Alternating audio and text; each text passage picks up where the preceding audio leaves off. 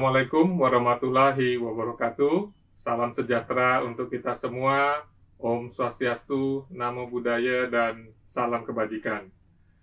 Selamat datang kami ucapkan kepada Bapak Ibu hadirin yang terhormat, Direksi Perusahaan Tercatat, para tamu undangan, serta peserta yang telah hadir pada hari terakhir rangkaian kegiatan Public Expose Live 2022. Sejak hari pertama sampai dengan hari keempat kemarin, telah kita ikuti bersama-sama pemaparan perkembangan terkini kinerja usaha dari 46 perusahaan tercatat dari total 54 perusahaan tercatat yang berpartisipasi pada Public Expose Live 2022 ini. Pada hari terakhir ini, masih ada 8 perusahaan tercatat yang akan memaparkan perkembangan terupdate dan juga rencana usaha ke depan mereka.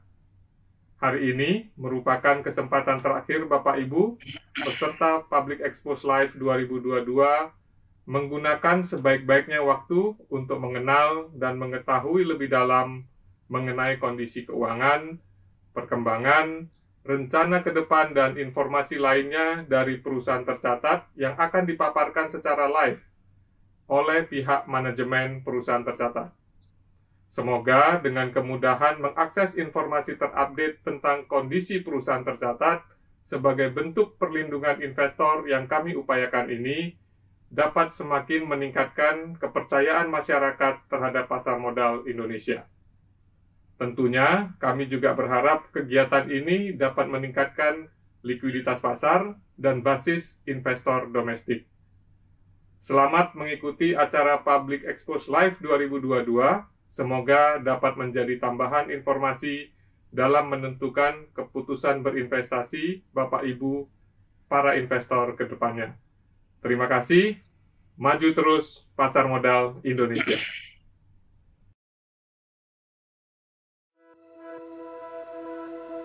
Perubahan selalu berikan tantangan.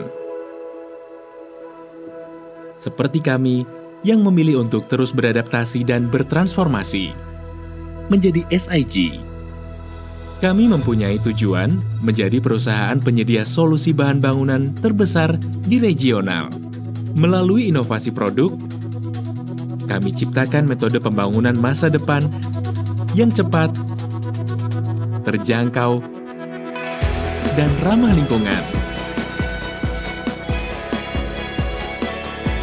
Kami berinovasi dengan menciptakan kemudahan pembangunan lebih praktis, terintegrasi, dan bermanfaat. Kini, kami adalah perusahaan penyedia solusi bahan bangunan yang akan bertindak beda dan selalu melebihi jangkauan. SIG, Go Beyond Next.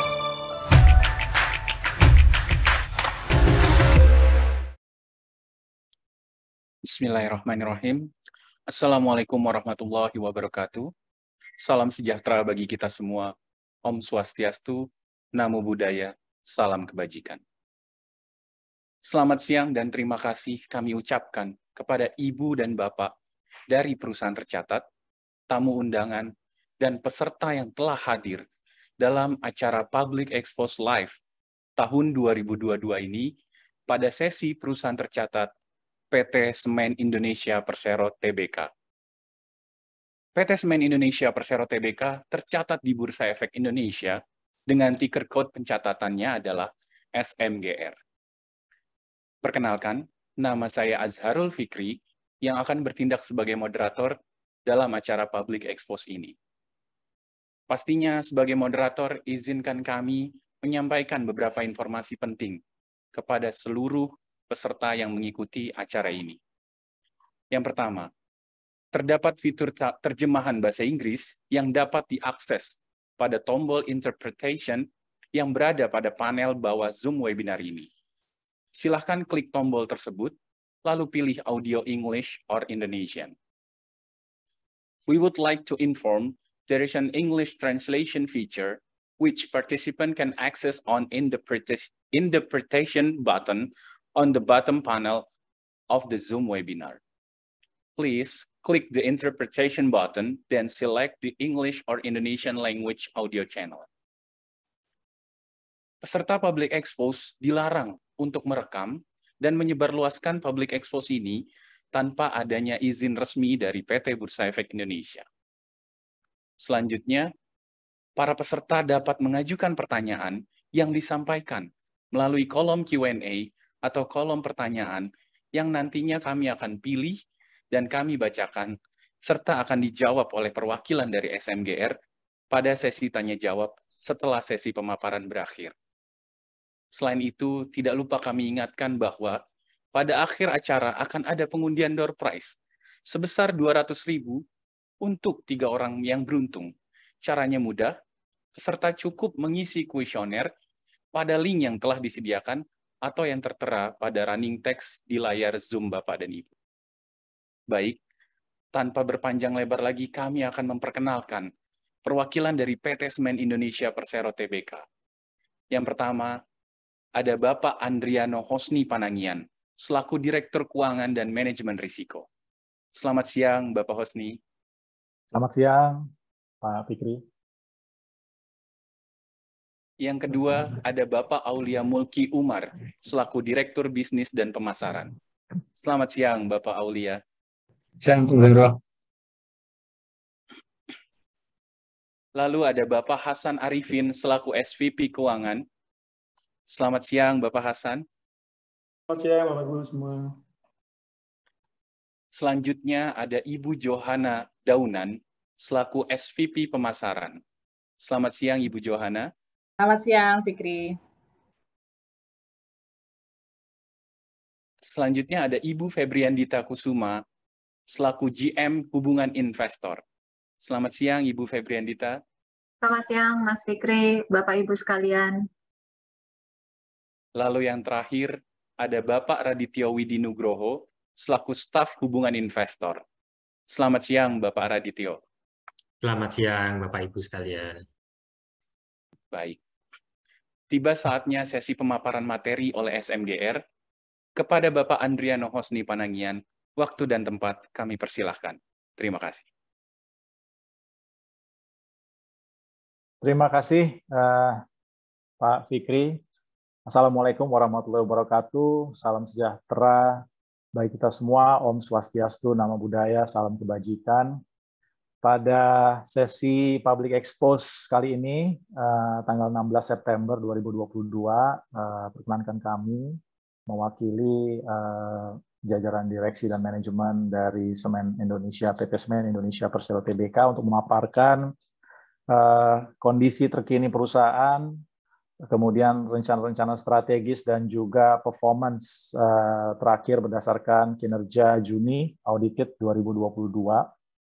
Bapak Ibu sekalian, pertama-tama mungkin saya akan sampaikan profil daripada Semen Indonesia Group. Jadi PT Semen Indonesia Persero Tbk dengan ticker SMGR dan apa yang kita kenal sekarang sebagai SIG, ya.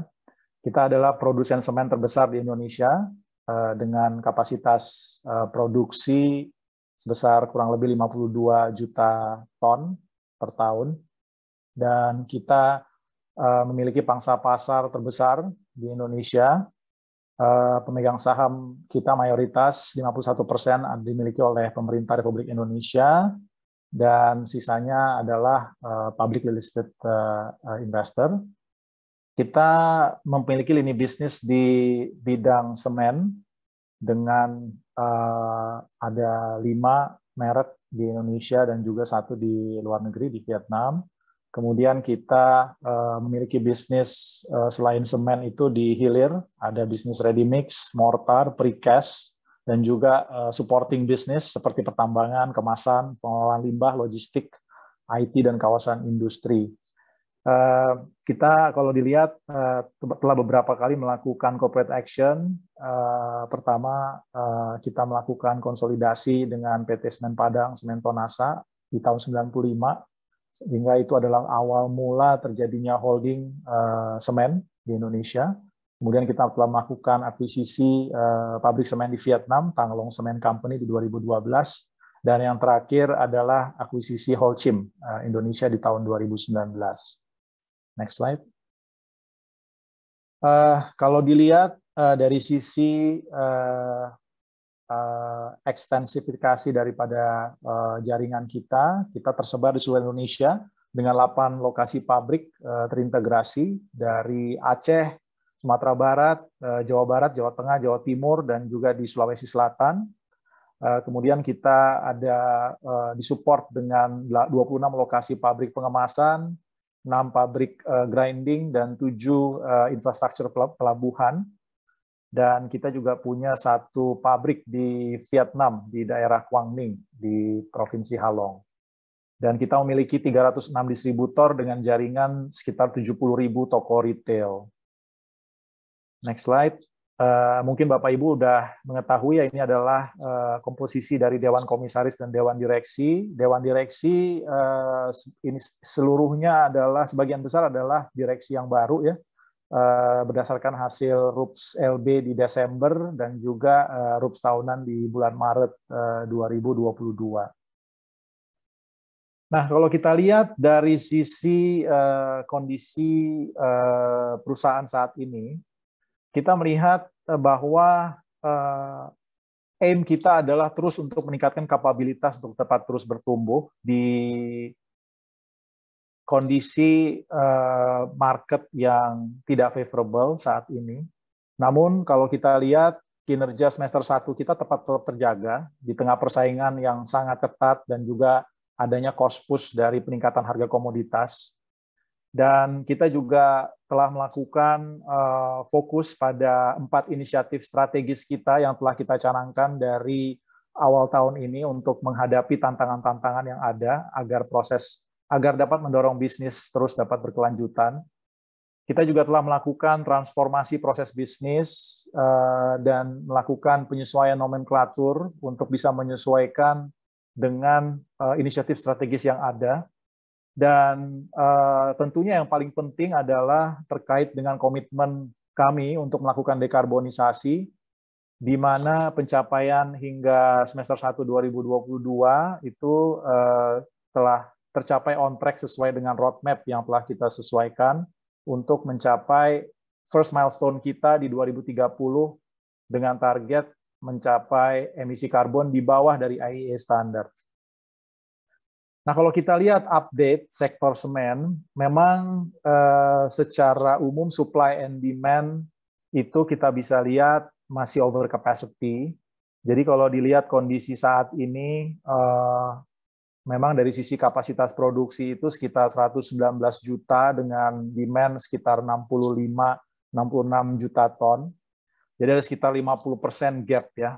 Namun kalau kita lihat dari sisi tren pertumbuhan demand akan terjadi gap yang semakin mengecil, di mana kalau kita proyeksikan dengan estimasi pertumbuhan permintaan industri itu sekitar 4-5%, di 2031 harusnya gapnya akan semakin mengecil sampai sekitar kurang lebih 18 juta ton selisihnya dari sisi supply dan demand.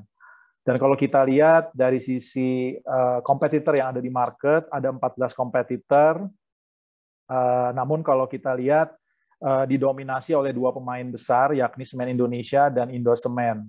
Di mana kalau kita lihat yang menarik di sini adalah, kalau kita lihat dari sisi kapasitas dan pangsa pasar, itu relatif Semen Indonesia cukup bisa menguasai market karena didukung oleh positioning support daripada fasilitas dan network distribusi di lokasi-lokasi strategis, di mana demand itu terbesar, di mana terjadi di Pulau Jawa dan Sumatera. Dapat dilihat kapasitas kita 42,2% secara persentasi, namun pangsa pasar kita jauh lebih tinggi, sekitar 49-50%. Nah, kalau kita lihat dari sisi demand, sebenarnya driver untuk pertumbuhan demand itu di Indonesia masih cukup besar. Di mana kalau kita lihat dari sisi estimasi pertumbuhan jumlah penduduk dari tahun ke tahun, ini adalah merupakan suatu driver permintaan terhadap sisi semen. Dan kalau kita lihat dari backlog pembangunan perumahan nasional, sekitar 12,75 juta ton, masih banyak sebenarnya peluang yang bisa kita raih ke depannya. Dan kalau kita lihat dari alokasi anggaran infrastruktur hingga 2024 berdasarkan RPJMN 2020 sampai 2024, anggaran infrastruktur pemerintah itu cukup besar dan stabil, dan kita lihat juga adanya potensi permintaan semen atas inisiatif perkembangan daerah ibu kota baru. Di mana kalau kita lihat itu ada potensi sekitar 21 juta ton kebutuhan semen sampai dengan tahun 2040-2045. Nah, kalau kita lihat kondisi tersebut, tantangan yang ada di tahun ini itu ada 3 hal yang menjadi perhatian. Yang pertama itu adalah memang di tahun 2022 ini terjadi kontraksi pertumbuhan permintaan semen nasional sebesar kurang lebih 1,2%. Jadi kalau kita lihat komposisinya, demand daripada permintaan atas retail atau yang ini adalah lebih ke arah penjualan semen bag ya, semen kantong itu mengalami penurunan sekitar 6,2%. Namun kalau dari sisi semen curah itu ada peningkatan sekitar 17,3% secara year to date Juni sampai dengan Juni 2022 dibandingkan 2021. Poin yang kedua adalah terjadinya hyper competition atas memulai beroperasinya para pemain tier 2 dan mereka mulai bergerak untuk mendapatkan market di tahun 2021-2022 sehingga kalau kita lihat pergerakan pangsa pasar tier 2 mengalami peningkatan dari 25% ke 28%, sedangkan tier 1 mengalami penurunan dari 75 sampai 72%. Faktor yang ketiga adalah cost push dari sisi harga energi, terutama batu bara, di mana dari sisi cost structure hampir sekitar 23% dari cost structure pabrik semen itu adalah energy cost dari batu bara. Dan kalau kita lihat memang peningkatan harga batu bara itu cukup signifikan, dimulai dari Q4 2021 dan terus meningkat sampai dengan saat ini. Nah, beberapa hal yang kita lakukan untuk mengantisipasi 3 tantangan tersebut, kita telah melakukan penyesuaian harga sejalan dengan kenaikan biaya. Jadi kalau kita lihat selama triwulan 2, kita udah naikin harga dari 871.000 di tahun lalu, sekarang di level 935.000 di Q2 triwulan 2 2022, di mana secara satu semester first half 2022 kalau kita bandingkan dari tahun lalu, telah terjadi peningkatan harga dari 875.000 ke 910.000. Dan ini memang kita harus lakukan, karena apa? Karena kita harus melakukan langkah untuk mengamankan profitability. Dan ini adalah hal yang penting untuk kita lakukan agar kita dapat sustain menghadapi tantangan yang ada. Di mana cost push ini bukan hanya terjadi dari sisi energi, tapi juga dari sisi hal-hal yang lain. Contohnya misalnya dari fuel cost dan beberapa efek daripada inflasi. Nah, kalau kita lihat dari sisi penanganan implikasi dari kenaikan harga batu bara, kami telah berhasil untuk mengamankan ketersediaan batu bara untuk kebutuhan kami sampai dengan akhir tahun ini, di mana selama semester 1 kita sudah berhasil meningkatkan suplai batu bara dengan harga DMO itu sebesar 50%. Dan sampai dengan akhir tahun 2022 kita sudah bisa mengamankan suplai batu bara dengan harga DMO 100% dari seluruh kebutuhan kami. Nah, yang ketiga yang kita lakukan untuk mengantisipasi kenaikan efek dari energi tersebut, berarti kita harus menurunkan ketergantungan kami daripada batu bara, dan ini kita lakukan dengan cara 2 hal. Yang pertama adalah menyesuaikan clinker factor sehingga kebutuhan untuk memproduksi clinker bisa kita turunkan, dan itu menyebabkan penurunan terhadap kebutuhan batu bara, dan kita sudah menurunkan clinker factor dari 70% ke 69%, dan ini akan terus kita turunkan sampai akhir tahun ini mungkin di sekitar 67%. Dan yang kedua adalah dengan mensubstitusi batu bara dengan meningkatkan thermal substitution rate, yakni mensubstitusi batu bara dengan alternatif fuel dan fuel lain, contohnya refuse derived fuel dari industrial waste. Nah, ini kita udah tingkatkan dari 5,1% ke 6,8% di first half. Dan ini akan terus kita tingkatkan sampai target di akhir tahun ini sekitar 7-8%. Nah, hasil apa yang kita lakukan di tengah seluruh tantangan yang ada, kami dapat meningkatkan margin EBITDA di Q2 2022 dari 20,4% ke 22,2%. Dan secara first half, kita dapat meningkatkan EBITDA absolut kita dari triwulan 2 tahun lalu sekitar 1,6 triliun menjadi 1,7 triliun di triwulan 2 2022. Dan secara satu semester 2022 kita dapat meningkatkan EBITDA margin kita sebesar 0,4% dan kita dapat meningkatkan laba bersih 4,4% dibanding tahun lalu. Nah, konsep strategi yang kita tetapkan untuk dapat terus sustainable dalam bisnis, menghadapi seluruh tantangan yang ada 4. Yang pertama adalah domestic market leadership, atau yang kita sebut ini adalah Red Ocean Strategy kita, yakni memperkuat kepemimpinan pasar dengan multi-brand dan ekosistem channel distribusi kita yang memang sudah cukup ekstensif di seluruh Indonesia. Yang kedua adalah dari sisi Blue Ocean, kita harus moving closer ke customer dan memberikan solusi agar mempermudah customer dalam melakukan aktivitas perencanaan dan pelaksanaan dari aktivitas konstruksi dan pembangunan infrastruktur, yakni dengan menciptakan nilai lebih melalui pengembangan dan diversifikasi produk dan solusi melalui pasar baru.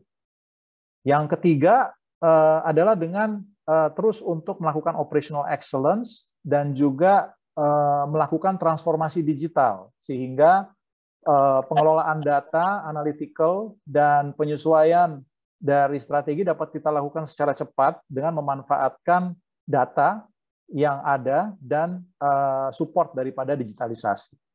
Yang keempat, yang paling penting juga adalah bagaimana bisa mendrive sustainability growth, dan ini kita lakukan dengan komitmen yang kuat untuk melakukan dekarbonisasi, sejalan dengan skenario too good to degree yang sudah kita tetapkan. Nah, domestic market leadership, bagaimana kita lakukan? Kita harus memperkuat kepemimpinan pasar dengan multi-brand dan channel distribusi yang ekstensif. Jadi kita ada 5 strong brand di seluruh Indonesia, di mana kalau kita lihat 2 market terbesar di Jawa dan Sumatera yang consist around 72% dari total demand, kita terus untuk memperkuat channel distribusi dan bagaimana kita bisa memanfaatkan brand kita di pasar tersebut. Kalau kita lihat di Sumatera Barat, kita ada semen Padang yang kita gunakan untuk terus mengembangkan market di sana, dan juga semen Andalas. Dan di Jawa Tengah, kita ada Dynamic, semen Gresik, semen Padang, yang bisa kita manfaatkan juga untuk bisa terus kompetitif di market. Jadi sekarang tujuannya adalah memanfaatkan brand kita untuk mempertahankan brand kita yang memiliki positioning yang cukup tinggi dengan memanfaatkan brand yang lain yang bisa berfungsi sebagai fighting brand. Jadi kita memanfaatkan hal tersebut. Kemudian berikutnya di Indonesia bagian timur kita juga memiliki semen Tonasa dan Dynamics yang kita gunakan dengan konsep yang sama. Nah, hal ini semua kita lakukan dengan memanfaatkan transformasi digital yang kita lakukan dengan mengimplementasi yang namanya Customer Relationship Management Application, sehingga kita dapat melakukan visibility market dan juga mengukur efektivitas dan produktivitas dari Salesforce dan distribution channel kita. Nah, ini kita sudah lakukan dan akan diimplementasi secara penuh di Q4 2022 ini, dan diharapkan dapat terus mendukung kepemimpinan kita di market. Nah, yang lain yang bisa kita lihat adalah kalau dari sisi pasar curah, dominasi pada proyek strategis nasionalnya akan terus kita tingkatkan, dan kita akan lakukan tailor-made langkah-langkah tailor-made untuk bisa menyesuaikan dengan spesifikasi di tiap proyek, dan juga kita akan terus mempertahankan market share kita di pasar-pasar proyek strategis nasional yang mana sekarang sudah sekitar 75% dari total volume sekitar 1,7 juta ton. Nah, berikutnya adalah terkait dengan bagaimana kita menciptakan nilai lebih melalui pengembangan dan diversifikasi produk dan solusi. Jadi kalau kita lihat demand terhadap bahan bangunan yang ramah lingkungan itu semakin tinggi dengan adanya perubahan iklim, kesadaran akan lingkungan, kemudian juga komitmen pemerintah dan inisiatif terkait iklim. Nah, ini kita sikapi dengan perlunya untuk menciptakan suatu produk baru yang memiliki karakteristik dengan emisi CO2 yang lebih rendah, clinker factor yang lebih rendah, dan pemanfaatan energi terbarukan. Nah, inisiatif yang kita lakukan, kita telah meng-create beberapa produk turunan seperti Speedcrete, TrueCrete, Minimix, Easy Pro, Mortar, dan Masonry yang memang kita ciptakan untuk bisa selain memberikan solusi terhadap cara yang lebih mudah untuk para customer kita melakukan kegiatan konstruksi dan juga dapat menurunkan emisi karbon dan menciptakan green product yang ujung-ujungnya adalah dapat meningkatkan profitability. Kemudian kalau kita lihat dari peluang pasar yang ada, kita juga melakukan penetrasi ke badan usaha milik desa untuk bisa men-tap-in anggaran dana desa untuk bisa mensupport proyek-proyek infrastruktur di lingkup pedesaan. Nah, ini juga kita lakukan dengan jalan menciptakan suatu proses yang lebih ramah lingkungan, di mana kita menciptakan suatu unit bisnis pengelolaan limbah industri yang namanya Natabumi. Nah, ini selain untuk bisa meningkatkan kemampuan kita untuk dekarbonisasi, juga dapat menjadi solusi pemanfaatan limbah sebagai bahan baku atau bahan bakar alternatif. Nah, hal yang ketiga yang kita lakukan adalah dengan terus meningkatkan excellence dari operasional dan transformasi digital. Nah, yang kita lakukan dan sudah kita mulai lakukan di tahun ini adalah penerapan Plan Optimizer untuk mendukung optimasi daripada biaya produksi. Jadi Plan Optimizer ini adalah layaknya fly-by-wire. Jadi kita menggunakan artificial intelligence untuk dapat mengukur efektivitas dari penggunaan bahan baku dan efektivitas dari kinerja operasional pabrik sehingga dapat mengefisiensikan biaya maintenance dan juga pengelolaan inventory. Nah, diharapkan dengan hal tersebut kita juga dapat menurunkan specific electrical energy consumption karena tadi bisa kita lakukan optimalisasi dari operasional pabrik dan juga penurunan specific thermal energy consumption sekitar 2%. Kemudian yang kedua adalah dengan mensubstitusi sumber listrik dengan solar panel sehingga dapat menurunkan potensi biaya listrik sekitar 15%. Dan yang ketiga adalah hal yang terpenting juga terkait dengan optimalisasi end-to-end supply chain management. Jadi sebagai informasi, sekitar 11% dari struktur cost kita adalah biaya logistik, sehingga distribution channel dan juga ekosistem logistik kita sangat besar di seluruh Indonesia. Nah, ekosistem ini apabila kita manfaatkan, kita optimize dengan apa yang kita sebut sebagai cargo consolidation, sehingga dari setiap trayek logistik yang ada dapat kita manfaatkan balennya, sehingga pada suatu kondisi di mana seluruh trayek transportasi kita itu berisi muatan, ini dapat meningkatkan efektivitas, efisiensi, dan bisa menurunkan ongkos angkut sekitar 10% tiap tahunnya. Nah, ini kita mulai lakukan di kick-off di Q4 2022 ini. Nah, ini semua kita lakukan dengan underlying transformasi digitalisasi yang sudah kita mulai lakukan. Jadi kita sudah melakukan proses konsolidasi big data, dan lebih dari 90% dari main application kita sudah kita masukkan ke cloud, sehingga dari sisi security, cyber security, dan efektivitas pengelolaan data itu bisa lebih baik dan lebih mudah untuk dilakukan retraction daripada informasi sehingga dapat kita lakukan analytical yang lebih cepat. Nah, hal keempat yang menjadi poin penting adalah terkait dengan sustainability growth dari sisi ESG. Nah, sebagaimana diketahui, industri semen itu adalah salah satu industri produsen emisi karbon terbesar, di mana di tahun 2021 itu emisi karbon kita sekitar 593 kg CO2 per ton semen.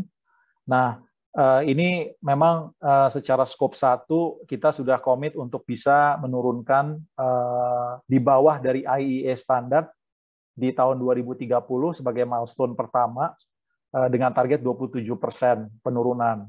Nah, ini kita lakukan dengan dua cara. Yang pertama adalah dengan meningkatkan thermal substitution rate. Nah, thermal substitution rate ini seperti yang saya sudah jelaskan adalah dengan mensubstitusi bahan bakar batu bara dengan alternative fuel. Alternative fuel dan juga refuse derived fuel. Nah, ini kita punya target untuk meningkatkan thermal substitution rate menjadi 20% di tahun 2030. Dan selain bisa menurunkan emisi karbon, ini juga menjadi potensi efisiensi biaya. Karena kalau hitungan kami, dengan mengasumsikan harga coal DMO seperti saat ini, setiap 1% kenaikan TSR, kita bisa menurunkan biaya sekitar 40 miliar. Nah, hal kedua yang kita lakukan adalah dengan menurunkan clinker factor. Kenapa clinker factor? Karena produksi clinker adalah produksi yang memakan bahan bakar batu bara terbesar. Nah, kalau kita bisa menurunkan clinker factor tanpa mengurangi kualitas daripada semen, ini dapat menurunkan kebutuhan akan batu bara, sehingga dapat menurunkan karbon. Tapi dari sisi quality itu tidak akan berpengaruh, karena sebenarnya semen itu yang dilihat adalah bukan clinker factor-nya, tapi adalah dari sisi quality, kemampuan daya rekat, dan kemampuan kekuatan. Nah, ini berdasarkan testing dari quality control berdasarkan SNI. Jadi ini tidak akan mengurangi kualitas. Dan kalau kita lihat benchmark yang ada di produsen semen global, contohnya seperti di India, itu clinker factor itu udah sekitar 57-58% gitu. Nah, ini kita punya target untuk menurunkan sampai 61% sampai dengan 2030. Dan kita mengganti bahan clinker ini dengan apa yang disebut sebagai fly ash bottom ash gitu ya. Nah, sehingga secara komposisi tetap 100%. Nah, selain untuk bisa menurunkan emisi karbon dengan menurunkan clinker factor, dengan mengasumsikan harga batu bara adalah dengan harga DMO seperti saat ini, kita bisa dapat melakukan efisiensi cost sekitar 4.000 per ton semen. Jadi ini cukup memiliki efek ganda, bukan hanya menurunkan CO2, tapi juga bisa menjadi driver efisiensi cost untuk bisa menjadikan mitigasi terhadap terjadinya cost push atas kenaikan-kenaikan biaya yang ada. Nah, untuk mohon maaf Pak Hosni, waktu kita kurang lebih 5 menit lagi ya Pak Hosni, mohon maaf sebelumnya. Oke, ya. Terima kasih. Untuk scope 2, yang kita lakukan adalah dengan melakukan substitusi energi listrik kita dengan solar panel. Nah, ini kita punya target untuk melakukan implementasi solar panel sampai dengan 580 MW. Next slide. Oke, kalau dilihat dari kinerja, seperti yang saya sudah jelaskan tadi, walaupun market demand itu tidak sesuai ekspektasi, namun dengan efisiensi cost yang kita lakukan, kemampuan kita untuk mengelola procurement batu bara dengan harga DMO, pengurangan beban keuangan, cost efisiensi dari OPEX, kita dapat meningkatkan pertumbuhan margin EBITDA di tengah tantangan yang ada sebesar 0,4%, dan kita masih tetap dapat meningkatkan laba after tax 4,4%. Next. Kalau kita lihat dibandingkan peers, kita proudly say that we are the best right now. Jadi kalau kita lihat dari sisi pertumbuhan pendapatan per ton, kita leading daripada peers. Kemudian COGS per ton, yang lain bisa meningkat cukup tajam, tapi kalau kita tahan sehingga kita punya EBITDA margin dapat tumbuh dan pertumbuhan EBITDA dapat kita tahan sehingga tidak drop seperti peers yang lain, dan kita juga mampu untuk meningkatkan earnings after tax. Next. Dari sisi pengelolaan balance sheet, kita terus lakukan deleveraging untuk menyesuaikan balance sheet kita sehingga dari sisi resiko kredit semakin menurun, debt to EBITDA kita kembali ke level 2 kali seperti sebelum pasca akuisisi Holcim, dan dari sisi solvabilitas juga terlihat bahwa kondisi balance sheet kita sangat sehat. Next. Kemudian dari sisi dekarbonisasi, seperti yang saya jelaskan, on track. Next. Dan secara umum kondisi SIG selama semester 1 ini kalau boleh dibilang sudah on track sesuai dengan planning dari 4 strategi yang kita lakukan. Dan di second half ini kita terus berupaya untuk make sure implementasi dari program-program strategis yang sudah kita jelaskan itu dapat terlaksana, terutama inisiatif cargo consolidation yang akan kita lakukan segera di awal Oktober ini, dan juga implementasi dari CRM untuk bisa lebih membantu kami untuk melakukan market penetration dan juga melihat efektivitas dari kemampuan dari distribution channel kami, dan kita harapkan apa yang menjadi objektif dari tahun ini berdasarkan KPI dan rencana kerja yang telah kami tetapkan dapat tercapai. Demikian paparan dari kami. Terima kasih.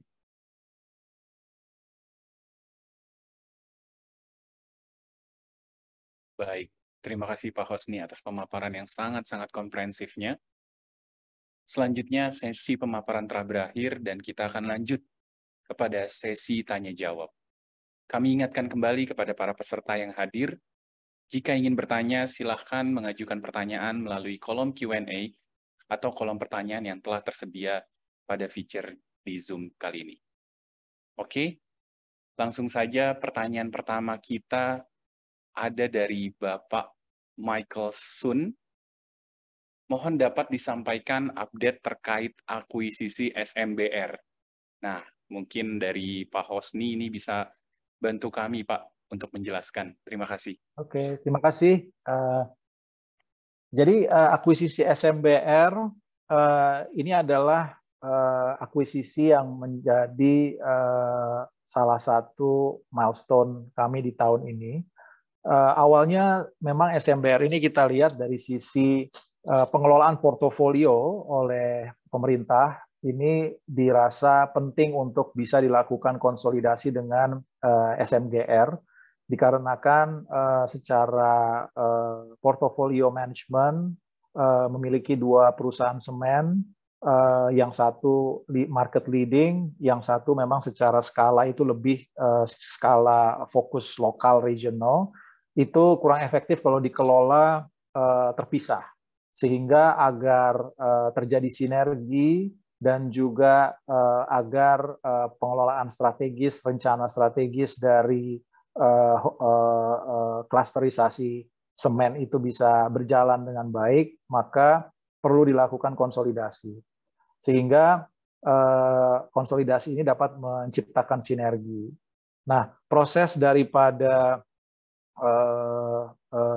masuknya SMBR ini sedang berjalan saat ini, on track, dan perkiraan sekitar akhir Oktober November kita akan memulai proses capital market, dan closing itu di sekitar Desember. Jadi ini masih on track dan sepertinya akan terrealisasi di tahun ini. Terima kasih Pak Hosni atas jawabannya. Selanjutnya kita berlanjut ke pertanyaan nomor 2 dari Bapak Dani Gunawan Surjadi. Dengan kenaikan harga batubara yang sangat tinggi, bagaimana pengaruhnya terhadap harga jual akhir produk semen, dan bagaimana antisipasi perusahaan terhadap hal tersebut? Mungkin kepada Bapak Aulia dan Ibu Johana berkenan untuk menjawab. Terima kasih. Terkait dengan kenaikan harga batu bara, kita sudah melakukan adjustment harga kenaikan 2 kali di bulan April dan di bulan Juni. Kemudian nanti dengan adanya kenaikan dari harga solar subsidi, kita juga akan melakukan proses adjustment kenaikan harga di dalam waktu dekat. Terima kasih.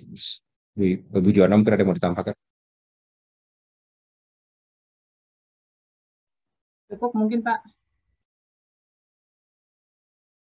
Baik, terima kasih Pak Aulia atas jawabannya. Selanjutnya, pertanyaan ketiga dari Bapak Franz Joshua Krisdianto.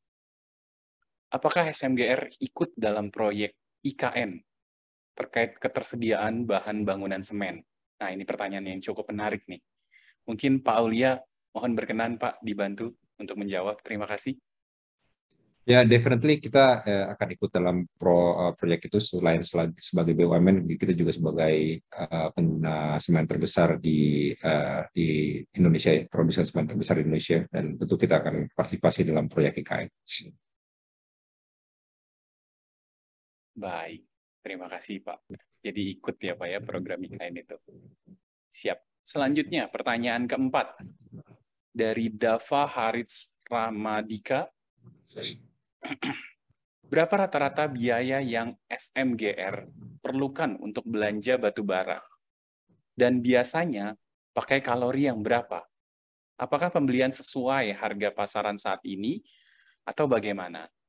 Mungkin Pak Hosni bisa berkenan untuk menjawab, Pak. Terima kasih. Ya, oke.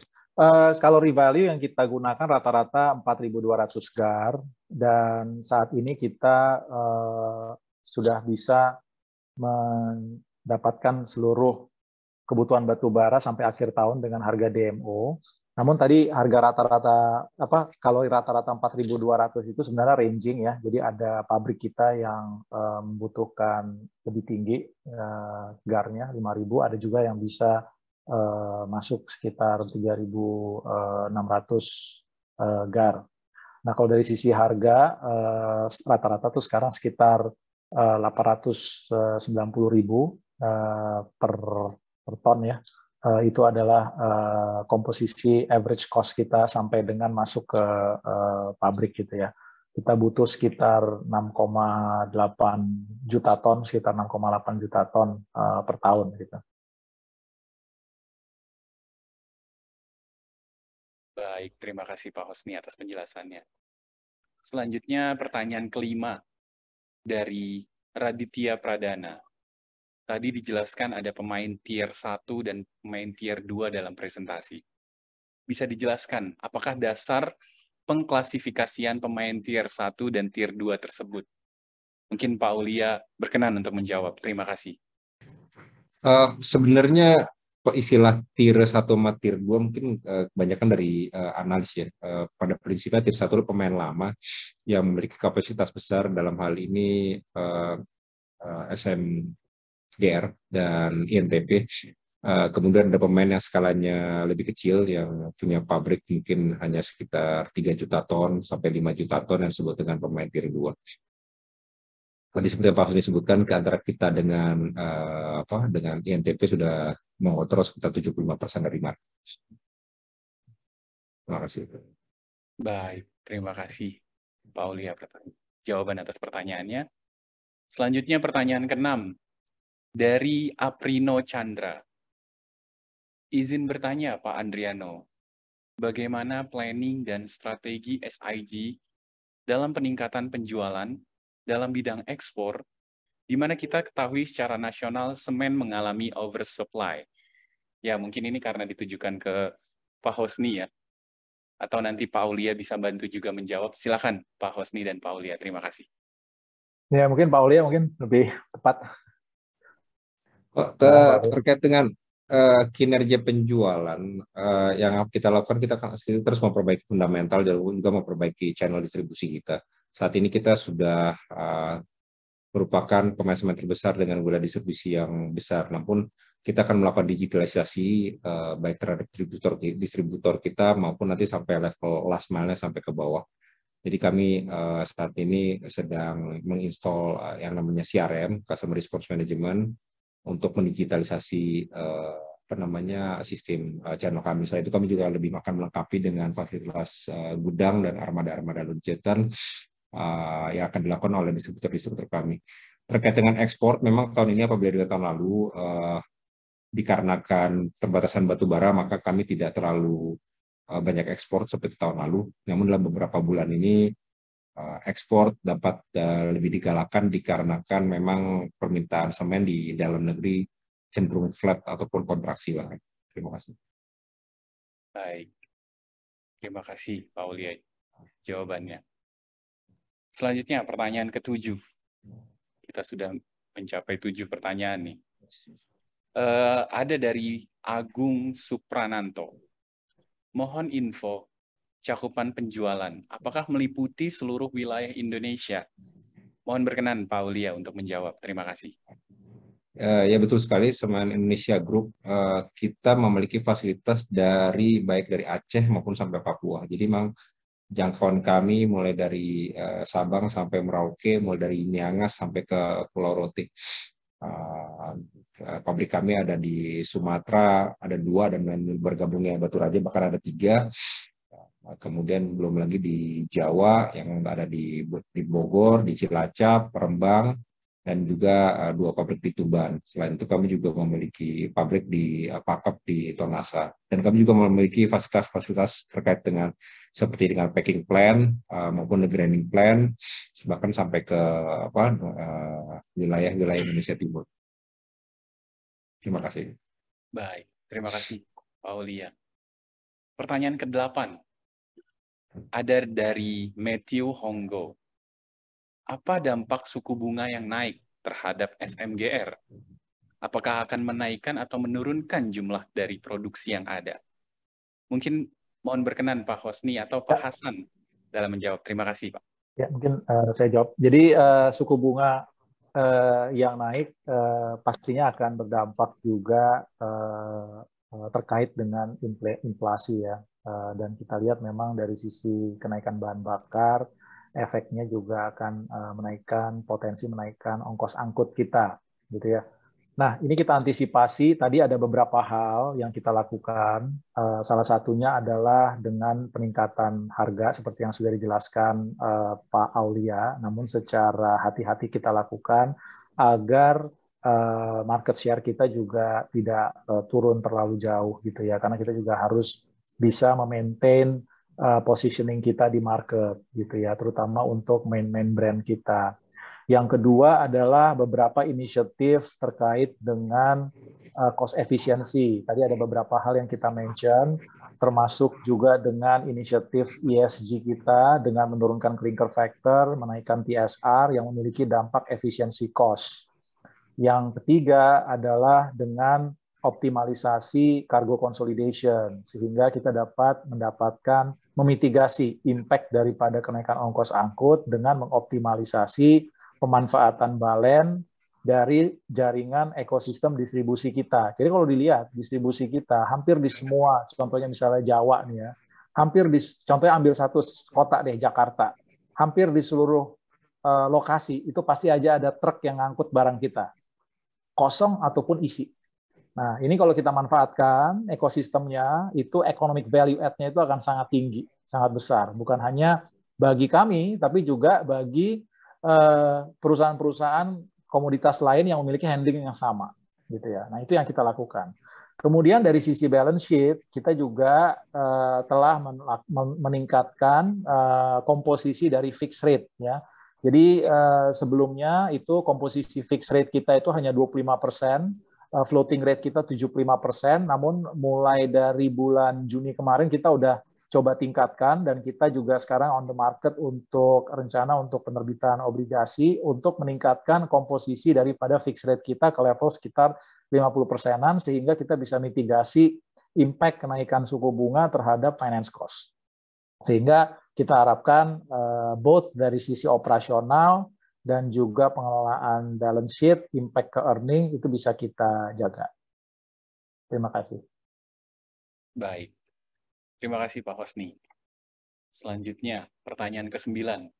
Cukup banyak pertanyaan hari ini ya. Dari Muhammad Jati. Selamat siang. Kita tahu banyak generasi milenial dan Z masih mendominasi kondisi backlog properti. Lantas, bagaimana branding produk SIG untuk generasi tersebut yang masih belum memiliki bayangan dengan bahan rumah? Itu yang pertama pertanyaannya. Yang kedua, bagaimana cara push marketing ke toko bangunan agar pihak toko merekomendasikan produk SIG ketimbang kompetitor lain? Mohon berkenan Pak Aulia atau Bu Johana untuk menjawab pertanyaan ini. Terima kasih. Ibu Jo mungkin mau gantian. Baik, terima kasih pertanyaannya. Mungkin terkait dengan milenial ya, ini menarik sebetulnya kita sadar gitu ya bahwa ketika orang mau bangun rumah pertama kali juga mungkin yang kepikiran bukan semennya duluan gitu, yang kepikiran tuh pasti akan berapa dana yang mesti dihabiskan, kebetulan kemungkinan juga desainnya gitu kan. Jadi salah satu cara kita adalah supaya kita bisa dekat dengan end user, terutama buat milenial dan Gen Z, adalah kita punya satu platform yang namanya Sobat Bangun. Intinya Sobat Bangun ini sebetulnya kita ingin nge-guide teman-teman yang mau punya rumah atau mungkin yang mau renovasi gitu ya, untuk punya bayangan kira-kira berapa yang bisa dihabiskan gitu ya untuk renovasi atau membuat rumah baru gitu. Jadi mungkin bisa main ke website kita di Sobat Bangun.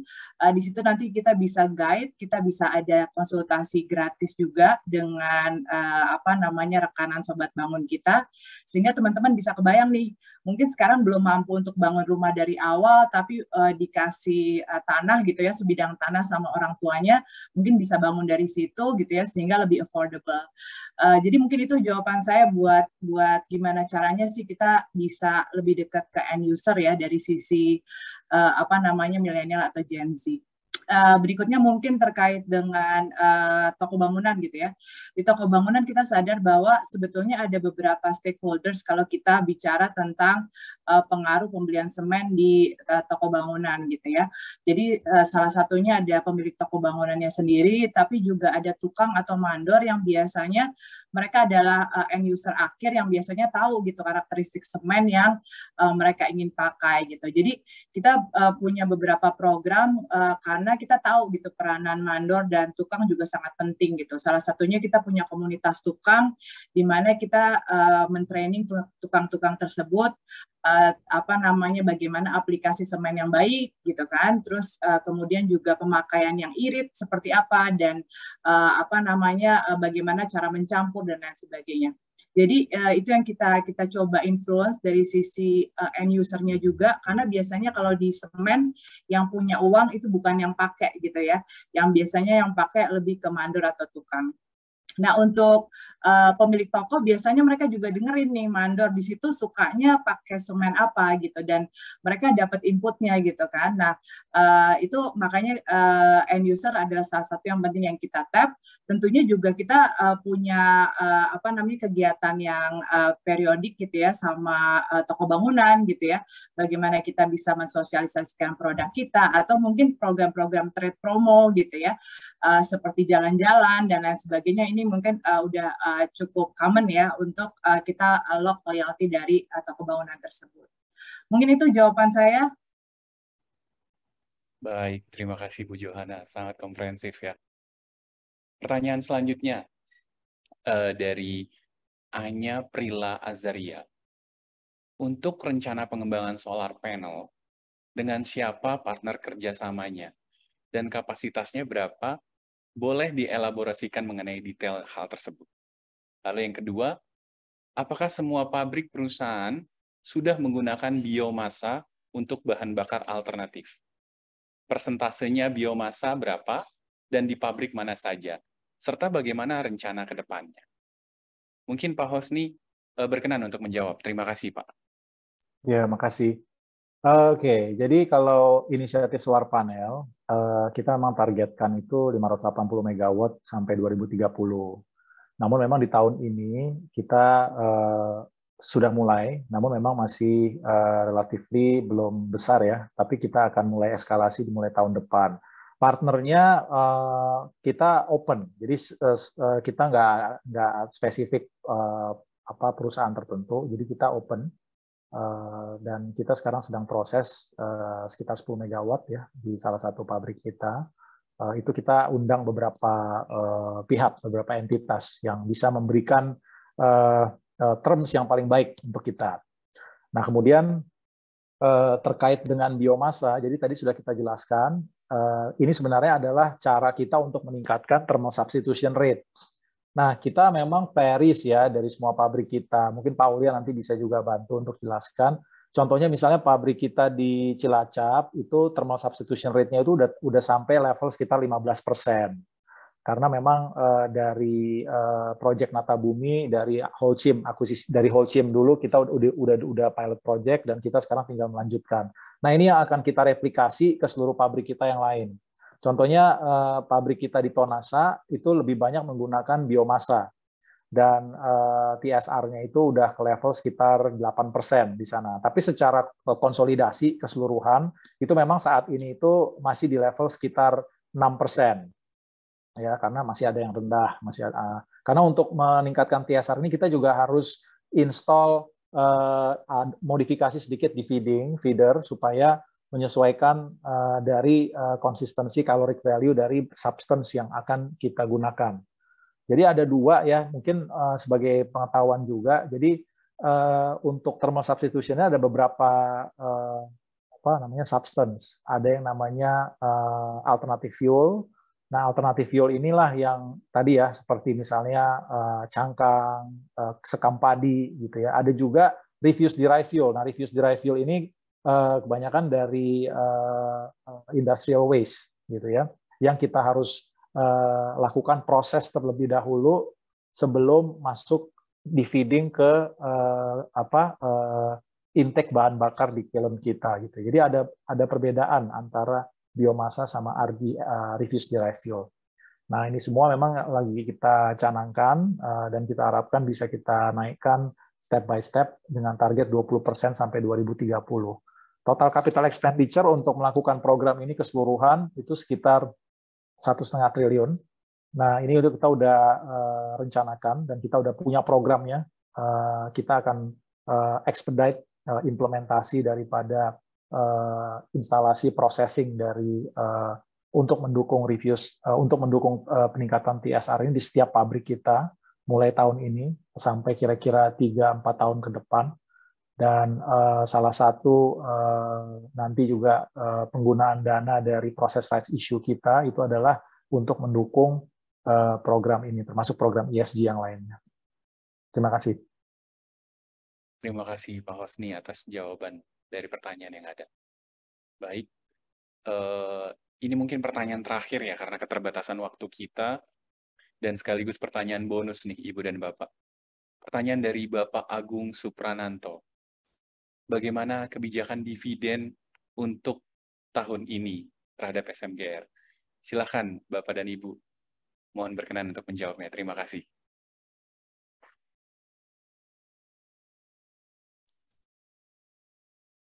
Oke, mungkin saya akan jawab ya. Terkait dengan dividen, nantinya akan ditetapkan di dalam RUPS tentunya. Namun memang kalau dilihat dari kondisi dividen yield kita dibandingkan peers, memang masih ada room untuk dilakukan peningkatan. Dan dari sisi kemampuan balance sheet dan kemampuan cash flow kita, sebenarnya kita nggak ada isu. Jadi apabila dividen yield tersebut memang akan ditingkatkan, kondisi perusahaan mampu untuk bisa mensupport hal tersebut. Terima kasih. Baik, terima kasih Pak Hosni. Semoga ada peningkatan ya Pak. Ya. Baik, oke.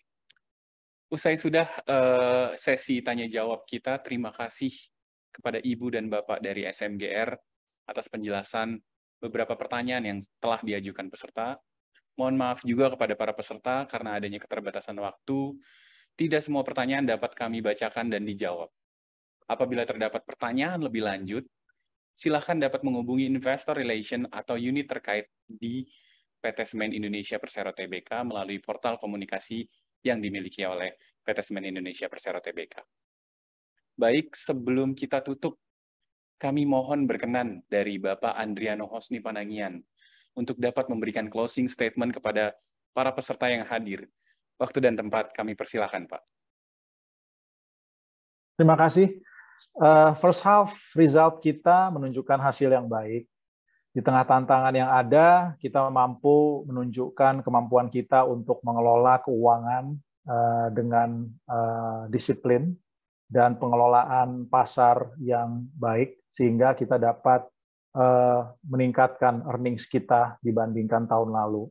Namun memang challenge dan tantangan yang ada dan perkembangan market yang semakin dinamikanya semakin besar, tentunya menjadi challenge tersendiri bagi kami untuk bisa menghadapi the second half. Namun kami sudah memiliki rencana dan program kerja yang telah kami implementasikan dan sangat ketat kami atur dan kami manage dari sisi pelaksanaannya, sehingga kami yakin bahwa second half itu juga akan memberikan hasil yang baik dan juga dapat bertahan dalam menghadapi tantangan yang ada.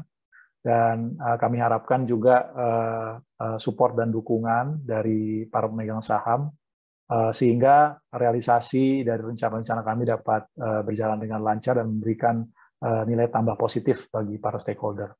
Demikian kami ucapkan. Wassalamualaikum warahmatullahi wabarakatuh.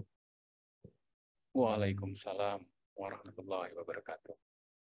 Terima kasih Pak Hosni atas closing statement yang disampaikan. Semoga SMGR ke depannya lebih kuat dan siap menghadapi tantangan apapun. Mari kita beri aplaus kepada PT Semen Indonesia Persero Tbk.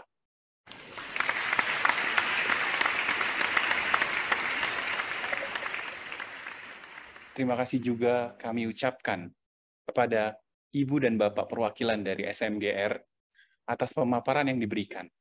Dan terima kasih juga kami ucapkan kepada para hadirin tamu undangan dan peserta Public Expose yang telah hadir dan mengikuti dari awal sampai akhir. Saya, Azharul Fikri, selaku moderator Public Expose ini, memohon maaf atas kekurangan yang ada, dan kami mohon izin menutup acara ini dengan pantun. Baju bagus dan sandal beli di gondang dia. Maju terus, pasar modal Indonesia.